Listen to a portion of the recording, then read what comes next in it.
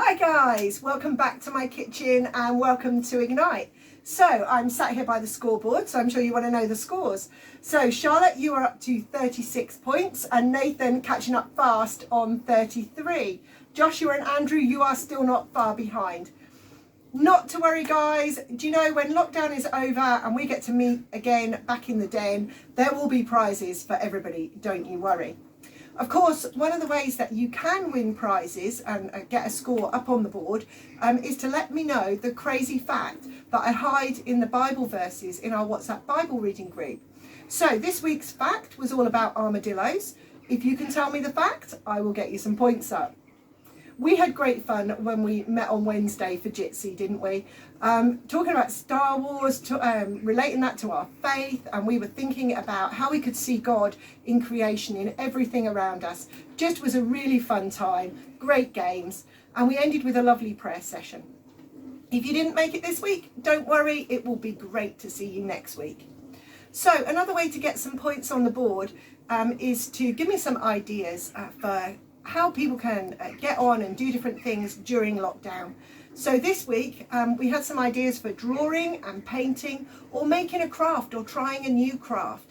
I saw some absolutely amazing drawings on Wednesday. If you have been drawing or painting or making something, doing a craft, why not send me some pictures? I would love to see your work, guys. Another idea was getting out on a bike ride. Something that quite a lot of you have been doing, I know, but it is just really good fun. The weather earlier in the week was really great for it. Go out and enjoy riding your bikes. What a lovely idea. Remember to follow the regulations, stay socially distanced, but a lovely idea. Another way you can get points is to give us some ideas for how we can be helping others. And let me know what you've been doing and we'll get some points on the board for you too there.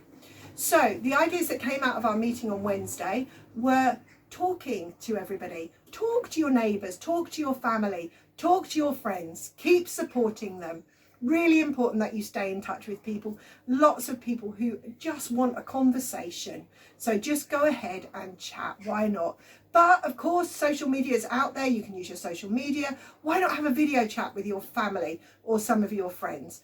Great opportunities there for you. Another great idea was to have a social distance walk. Now, you know that 6 people can get together now with the new regulations. So up to 6 people can go for a social distance walk all together. What a lovely idea. Why not try that out with your friends or with your family? Personally, I'm really looking forward to be able to going for a walk with some of our relations who have been shielding. They live close by. We haven't been able to get together, but I'm so looking forward to be able to get out and have a walk with them now. So I think that's just about it for here. I'm going to go and find somewhere a bit more comfy to sit and I'll see you again in a few seconds. Hi guys, so I'm a bit more comfy sitting down here in the living room. The word I've got for you this week sort of follows on quite well from last week. So last week we were talking about taking those steps that are in front of you, just taking those ones that you can clearly see in front of you on the path that God has for you. And we came up with some ideas from the Bible, and I'm sure you've got loads of others since then. This week I'm going to talk to you about keeping going and about persevering. Persevering is one of those fruits of the Spirit that we talked about a while ago. And it's a really good thing to develop your character and your godly character. So God was speaking to me whilst I was out walking again, because that's most of the time how he talks to me and gives me these words. And I was just looking around and I was just noticing creation around and remembering right back at the beginning of lockdown. It was sort of the beginning of the lambing season, hadn't long been going, and in the fields around us there were the lambs, and it just struck me how they just kept going. There might have been a worldwide COVID-19 crisis happening, but it didn't matter. As far as nature and creation were concerned, everything was just the same. Do you know, the birds are singing, the flowers are blooming, the lambs are being born. It just keeps going. And that was when God started talking to me about us just keeping going too. Do you know he keeps going? He doesn't sleep. He doesn't stop loving us. He perseveres with us, and he wants us to persevere too. So in our lives, we can be in different places at different times of our lives. We know that. And I'm sure there are a lot of you who are all going to be in different places at this moment now.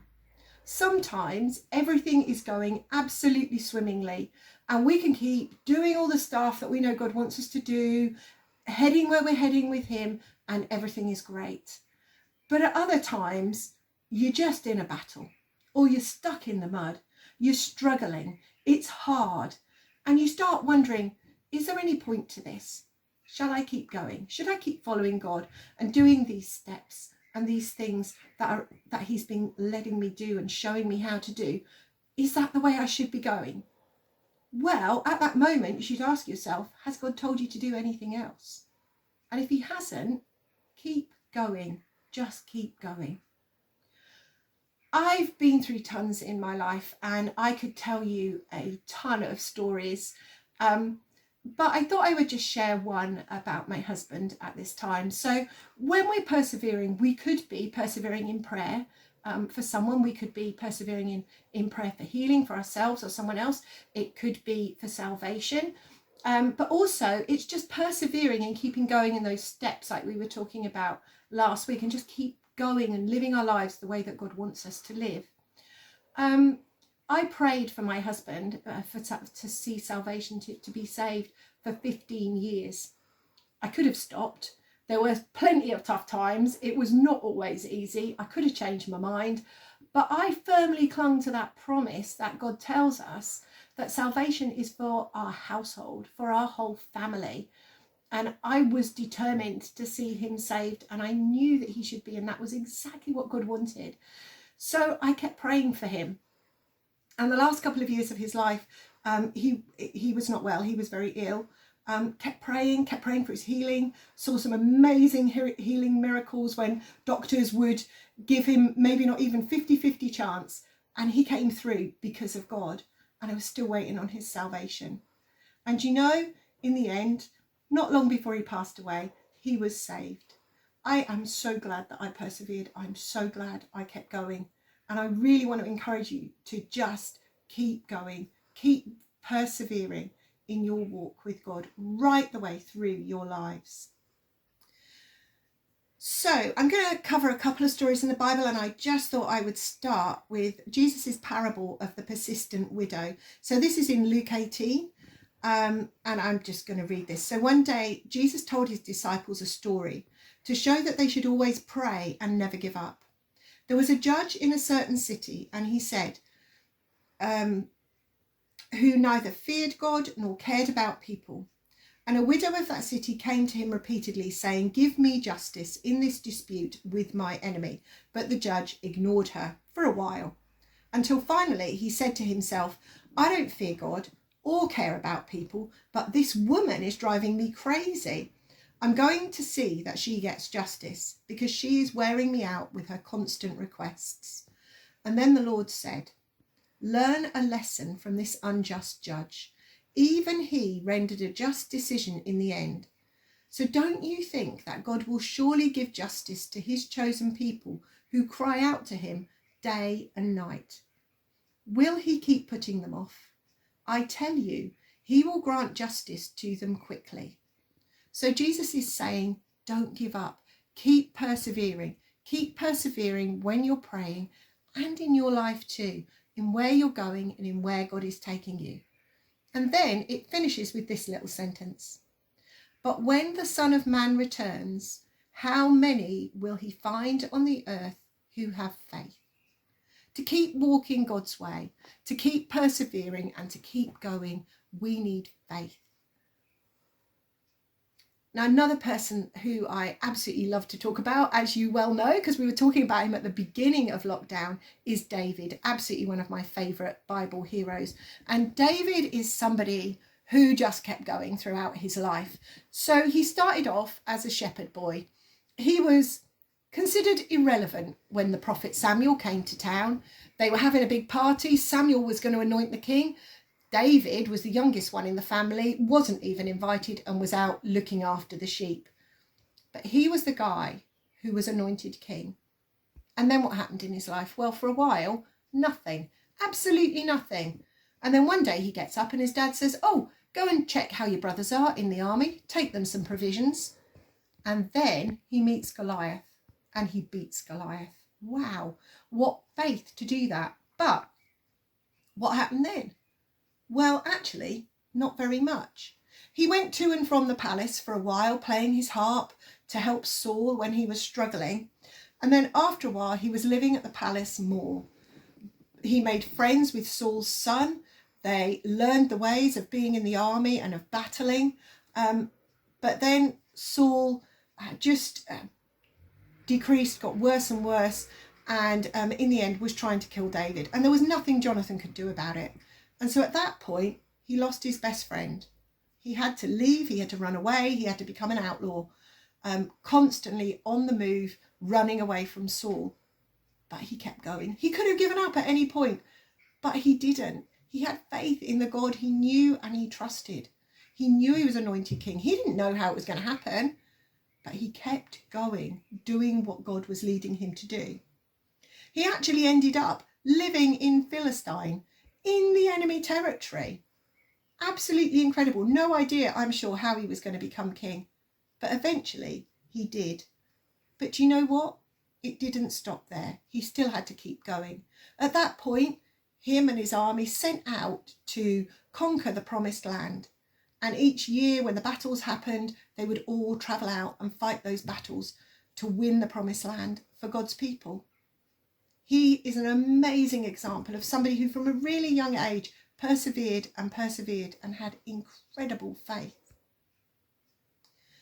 But what about his mighty men? They are incredible as well. So in 1 Samuel 22, 1-2, it describes how David first met his mighty men. So David left Gath and escaped to the cave of Adullam, and soon his brothers and all his other relatives joined him there, and then others began coming. Men who were in trouble or in debt or who were just discontented.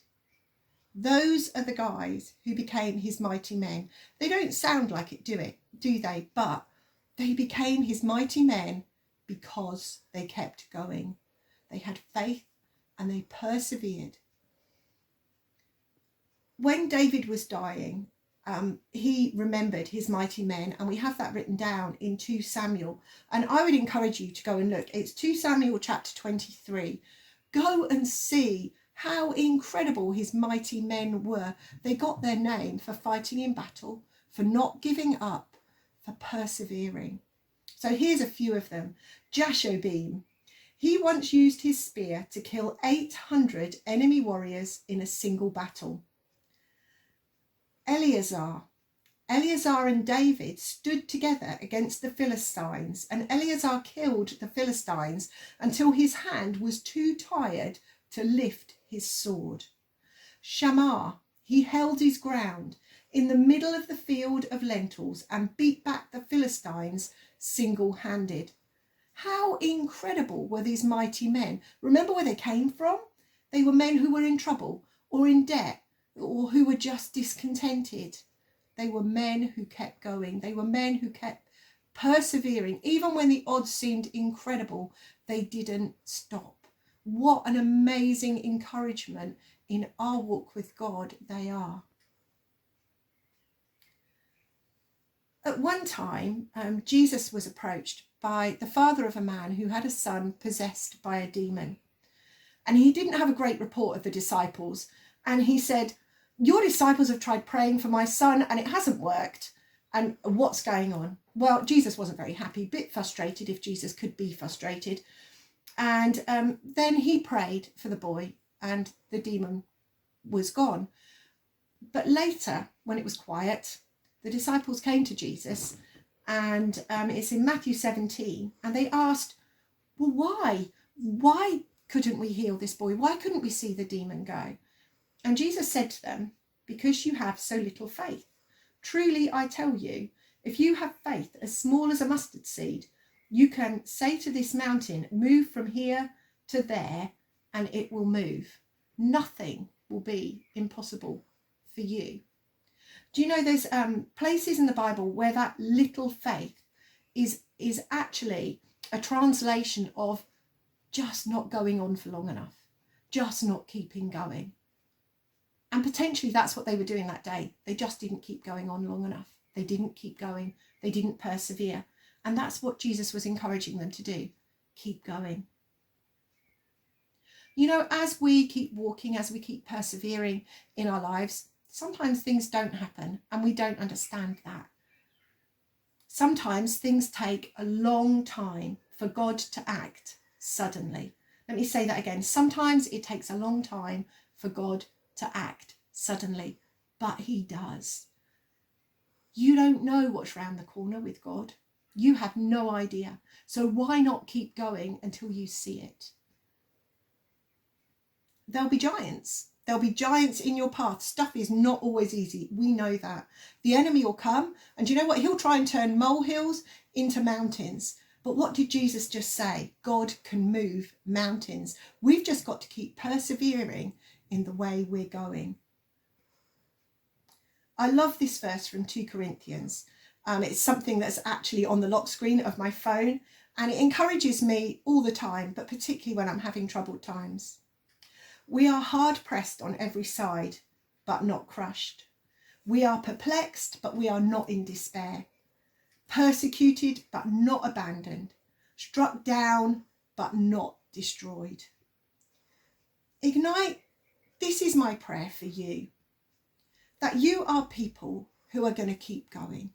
That you are going to persevere, because you are going to see amazing things in your life with God as you just keep walking his way and you keep going and you keep persevering with him. So there's just one more thing I need to let you know before I go, and that's an idea for a worship song. So you might or might not know, Jesus Culture have a new album out called Church, and I've been listening to that this week. And there's a song called King of Love that I really have enjoyed and listened to quite a lot of times over. So why not go and give that one a try? The link will be in the comments section down there. Can't wait to see you next week. See you soon. Bye.